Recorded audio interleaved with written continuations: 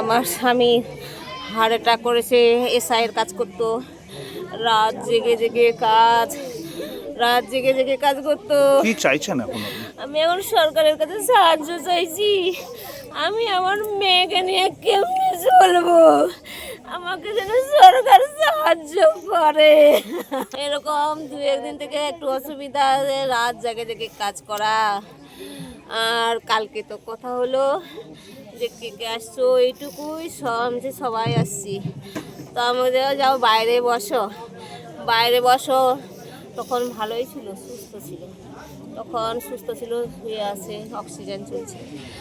আর তারপরে আবার ডাকলো, তখন আর সহ্য হচ্ছে না, তখন সব খুলে ফেলে দিচ্ছে, সব মুখ থেকে খুলে ফেলেছে, মানে বিঘার উঠে গেছে। চাঁচলের নদাপাড়া এলাকার 93 নম্বর বুথের বিএলও ছিলেন উৎপল থোকদার। প্রথম সাপ্লিমেন্টারি ভোটার তালিকা প্রকাশ হবে আজ। তার আগে ঘটল এই ঘটনা। মালদায় মৃত্যু হলো বিএলও। পরিবারের তরফ থেকে যে অভিযোগ তোলা হয়েছে যে বুথের 110 জনের নাম বিবেচনাধীন তালিকায় ছিল, আর তা নিয়েই মানসিক চাপে ভুগছিলেন তিনি। আর এ নিয়ে শুরু হয়েছে রাজনৈতিক তরজা।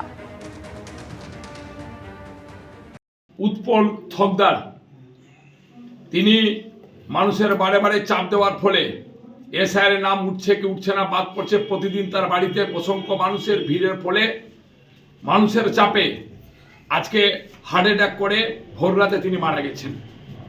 আমরা অত্যন্ত দুঃখিত, বেদনাতে। তার দুটো মেয়ে, তার প্রায় 55 বছর বয়স, মেয়েগুলোর বিয়ে এখন পর্যন্ত হয়নি, এ অবস্থায় তিনি মারা গেছেন।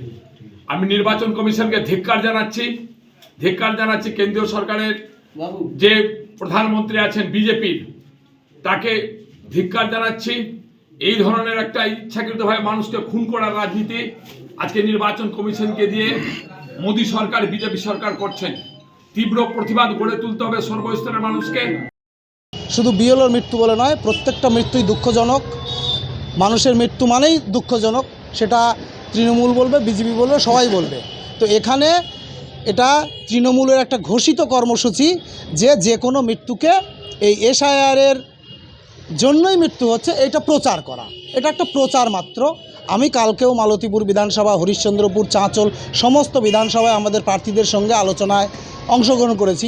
কোথাও কোনো এই রকমের ঘটনা ঘটেনি যে এসআইআরের জন্য কোনো বিএলওর মৃত্যু হয়েছে। তো এটা তো বানানো কথা। এখানে ইচ্ছাকৃতভাবে এই এসআইআরটাকে বন্ধ করার জন্য তৃণমূল এই পরিকল্পনা করে এসআইআরকে বানচাল করার চেষ্টা করছে। এবিপি আনন্দ, এগিয়ে থাকে, এগিয়ে রাখে।